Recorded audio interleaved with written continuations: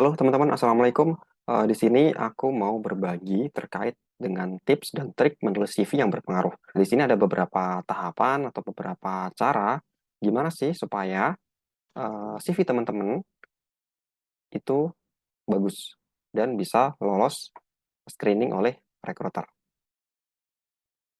Oke, di sini aku mau cerita teman-teman di mana melamar kerja itu seperti halnya menemukan jodoh, di mana kita itu tidak bisa memperlakukan beberapa perusahaan dengan langkah yang sama.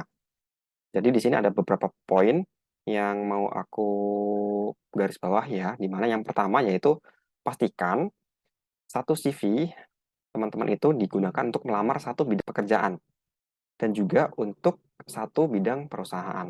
Jadi ingat ya, gunakan satu CV untuk satu bidang pekerjaan dan untuk satu bidang perusahaan.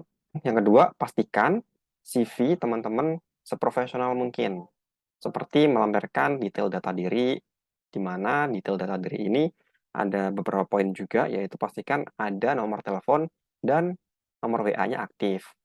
Terus kemudian gunakan email yang aktif juga dan nggak lebay ya emailnya. Gunakan email-email formal seperti nama kalian. Kemudian tulislah alamat teman-teman yang relevan, yang dimana teman-teman benar-benar tinggal di situ. Dan juga pastikan informasi yang tercantum dalam CV teman-teman itu up to date. Jangan menggunakan informasi yang sudah lama. Ketiga yaitu di sini tuliskan hasil yang terukur dan contoh yang spesifik dari capaian-capaian yang didapatkan dari pengalaman teman-teman. Jadi ketika teman-teman dalam bekerja memiliki pengalaman tertentu atau memiliki capaian tertentu, yaitu ditulis capaiannya. Misalnya apa? Misalnya ketika teman-teman sebagai sales ya, teman-teman bisa tembus 130% misalnya dalam satu periode yang akan teman-teman report di situ. Jadi tuliskan di situ supaya hasil yang teman-teman capai itu bagus. Nah, berikutnya teman-teman, biasanya ini juga menjadi banyak pertanyaan ya. Apa yang harus ada di dalam CV atau resume itu? Jadi aku sebagai HRD dan pengalamanku sebagai HRD itu kita nggak ada layout khusus yang spesifik untuk membuat CV atau resume. Nah, biasanya yang aku temui ada dua model dalam CV itu ya. Yang pertama yaitu yang model kreatif, ada di sebelah sini ya teman-teman. Sebelah kiri, paling pojok kiri, itu adalah CV kreatif. Sebelah kanan ini adalah CV style ATS friendly, yang lebih formal lagi ya. Dan biasanya ini sering digunakan oleh para pelamar kerja juga. Jadi nggak ada ketentuan baku untuk membuat CV. Nah, untuk fresh graduate, biasanya ya kalau buat untuk fresh graduate, ada beberapa poin penting. Jadi terdapat beberapa poin penting untuk teman-teman fresh graduate dalam menulis CV, di mana yang pertama adalah mencantumkan nama dan informasi yang mudah dihubungi, seperti nomor telepon dan WA, serta email. Pastikan nomor telepon atau WA dan juga email ini adalah aktif. Jangan sampai ini fake atau nggak aktif, karena nanti si recruiter atau HRD akan menghubungi melalui nomor telepon atau WA dan email yang teman-teman tuliskan tersebut. Dan juga pastikan nggak typo ya teman-teman. Kedua, tuliskan tentang profile summary. Jadi secara ringkas buatlah semenarik mungkin ya tentang diri teman-teman. Terus yang ketiga yaitu latar belakang pendidikan, apakah S1 atau S2 atau SMA atau SMK, jurusan apa, nilainya berapa itu perlu untuk dicantumkan. Ketiga adalah pengalaman kerja atau pengalaman magang. Jadi kalau misalkan teman-teman waktu kuliah sudah memiliki pengalaman kerja, nah dituliskan saja di situ pengalaman kerjanya apa. Kalau misalkan belum punya pengalaman kerja, tapi adanya pengalaman magang, ya ditulis pengalaman magangnya seperti apa, ngerjakan apa saja, dan juga di mana, dan berapa lama periode pemagangannya. Terus kemudian teman-teman bisa isi terkait dengan pengalaman organisasi dan juga kepanitiaan. Pastinya teman-teman kalau di kampus saat kuliah banyak aktivitas ya di organisasi kampus. Itu boleh banget buat di-share atau dimasukkan ke dalam CV teman-teman. Kemudian skill, jadi skill ini boleh banget dimasukkan terutama hard skill ya. Misalnya teman-teman adalah orang IT dan teman-teman bisa memprogram sesuatu gitu dan teman-teman kebetulan melamar di bagian application developer misalnya. Ya, Di situ teman-teman bisa input atau masukkan skill-skill yang teman-teman kuasai. Misalnya bisa menggunakan bahasa pemrograman Python, C++, Java, dan lain sebagainya. Dan terakhir yang tidak kalah penting untuk dimasukkan dalam CV buat teman-teman fresh graduate adalah pastikan memiliki achievement atau prestasi ya. Jadi teman-teman kalau ada prestasi atau capaian tertentu boleh dimasukkan di sana untuk memperkuat positioning teman-teman di mata HRD atau recruiter tersebut. Nah, di sini ada beberapa tips dalam menulis CV ya, khususnya di point profile summary gitu. Jadi dalam menulis profile summary ini harapannya teman-teman bisa menyesuaikan dengan persyaratan yang ditulis di job advertisement atau di lowongan kerja yang teman-teman dapatkan. Nah, biasanya di lowongan kerja itu kan ada requirement-nya dan juga ada job description-nya. Jadi dalam menulis summary, buat teman-teman pastikan semendekati mungkin ya, semendekati mungkin dengan apa yang mereka minta gitu.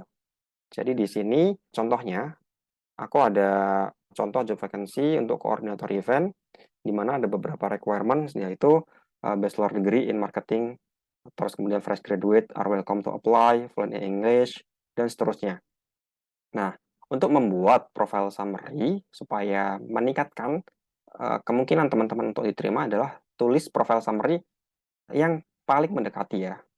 Contohnya adalah fresh graduate from Pradisa University, majoring in business economy, with cum laude, predicate, having internship experience as an event team at the mall, able to communicate well, custom to working with target, and able to do graphic design and video editing.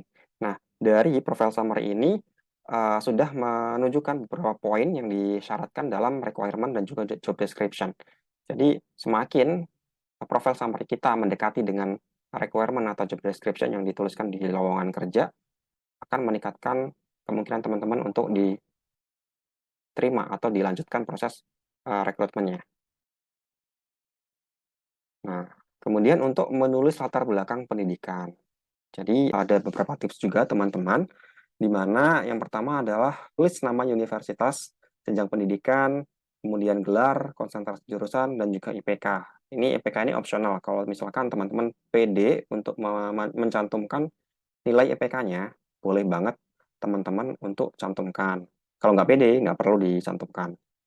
Terus kemudian tahun lulus kuliah, ini juga opsional sifatnya. Kalau misalkan teman-teman kuliahnya cepat, tepat waktu, cum laude gitu, mungkin boleh buat dicantumkan di sana. Tapi kalau misalkan teman-teman kuliahnya lama gitu, dan teman-teman nggak pede, nggak yakin untuk dicantumkan, ya nggak perlu dicantumkan, itu nggak masalah. Itu. Terus kemudian untuk mata kuliah yang relevan, ini juga opsional teman-teman ya, terkait dengan aktivitas di kampus, kegiatannya apa, prestasi yang pernah dicapai saat kuliah, itu juga opsional, bisa dicantumkan atau tidak. Jadi yang pasti, yang penting untuk dicantumkan dalam latar belakang pendidikan adalah nama universitas, jenjang pendidikan, dan juga gelar. Nah, terus kemudian gimana sih cara nulis pengalaman magang? Jadi ini adalah tips untuk menulis pengalaman magang atau pengalaman kerja.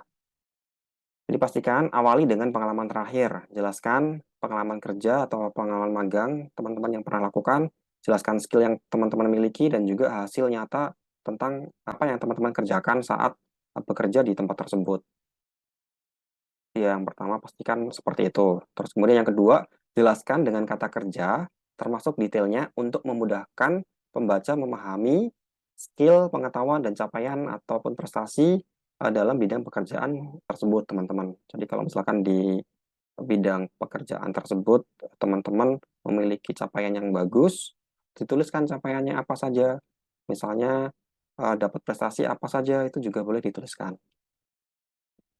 Dan juga terakhir pastikan jelaskan dengan terukur. Jadi kalau bisa ya saya sebagai sales misalnya berhasil menjual produk sebanyak 1.000 dalam 1 bulan. Sementara targetnya adalah 500. Di situ saya bisa 200% menghasilkan keuntungan. Dan juga lain sebagainya. Itu adalah salah satu contoh saja teman-teman. Berikutnya, kalau misalkan teman-teman mau menuliskan terkait dengan pengalaman organisasi dan kepanitiaan. Ini khusus buat fresh graduate biasanya. Kalau misalkan belum ada pengalaman kerja atau pengalaman magang, boleh dicantumkan. Nah, seperti apa yang perlu dicantumkan? Yaitu pertama, tulis pengalaman organisasi dan kepanitiaan yang relevan dengan bidang pekerjaan yang dilamar. Kalau misalnya melamar bidang pekerjaan di bidang event, ya teman-teman jadi kepanitiaan eh, event yang diselenggarakan itu boleh. Kalau misalkan teman-teman melamar sebagai jurnalis dan teman-teman punya pengalaman organisasi dan kepanitiaan di bidang jurnalis, itu boleh dicantumkan. Itu akan meningkatkan portofolio atau nilai teman-teman di mata rekruter atau HRD. Terus kemudian yang kedua yaitu jelaskan dengan kata kerja termasuk detailnya untuk memudahkan rekruter ya memahami skill pengetahuan capaian dan prestasi dalam bidang yang teman-teman lamar tersebut. Tuh. Yang ketiga adalah jelaskan secara terukur. Nah, ini opsional teman-teman. Kalau misalkan bisa diukur memang ada hasilnya dan keluar angkanya, teman-teman boleh buat share di CV-nya teman-teman. Berikutnya, tuliskan terkait dengan skill, interest, dan achievement. Jadi, terkait dengan skill ini, aku merekomendasikan teman-teman buat mengisi yang technical skill atau hard skill. Kalau soft skill, aku kira tidak perlu ya, karena nanti saat interview akan kelihatan soft skill-nya seperti apa. Dan itu bisa dijelaskan secara lisan saja. Jadi, utamanya untuk dicantumkan dalam CV itu adalah technical skill atau hard skill.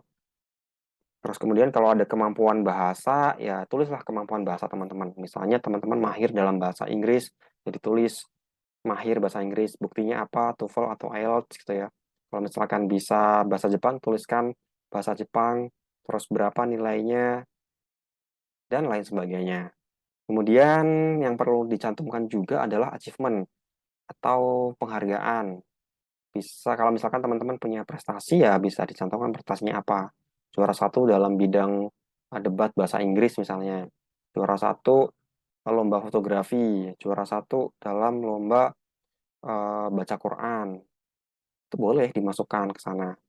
Itu akan meningkatkan nilai teman-teman di mata rekruter tersebut.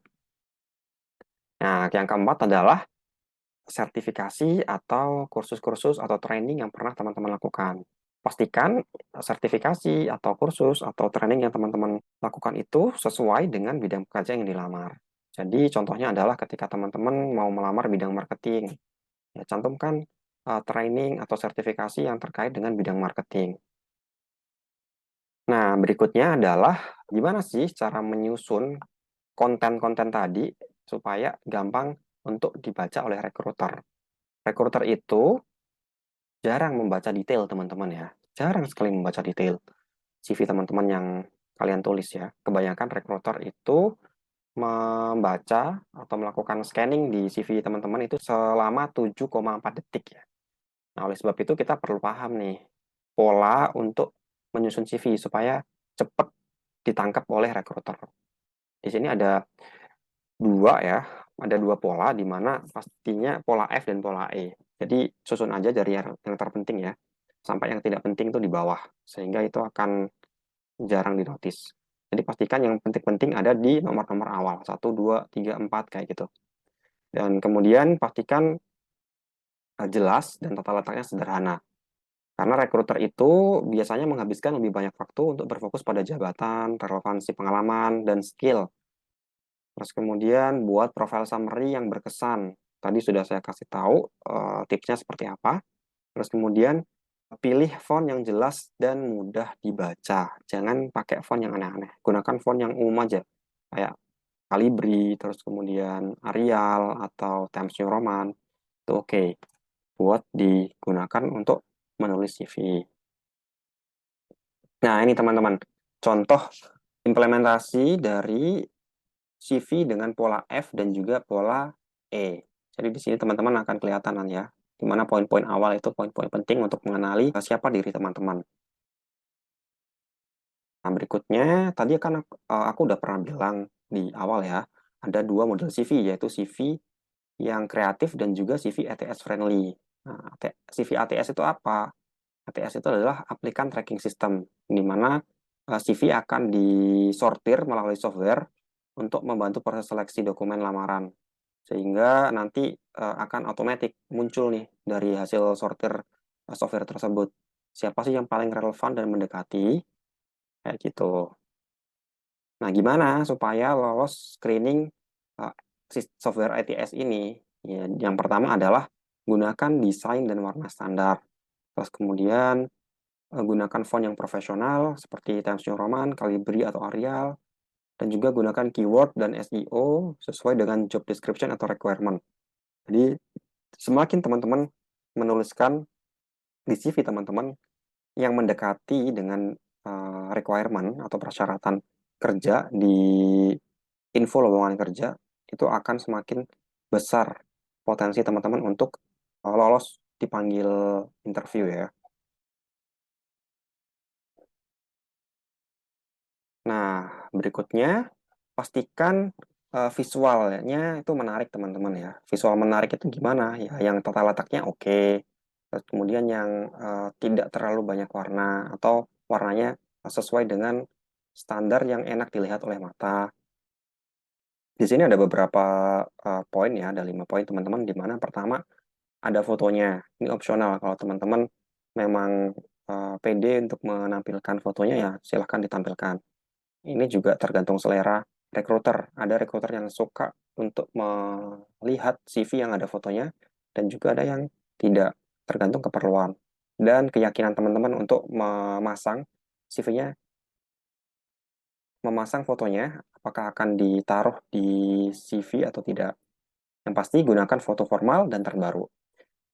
Tips kedua, gunakan font yang formal dan standar. Hindari penggunaan font artistik atau font-font yang aneh-aneh sehingga menyulitkan recruiter. Itu susah untuk membaca CV yang teman-teman tulis.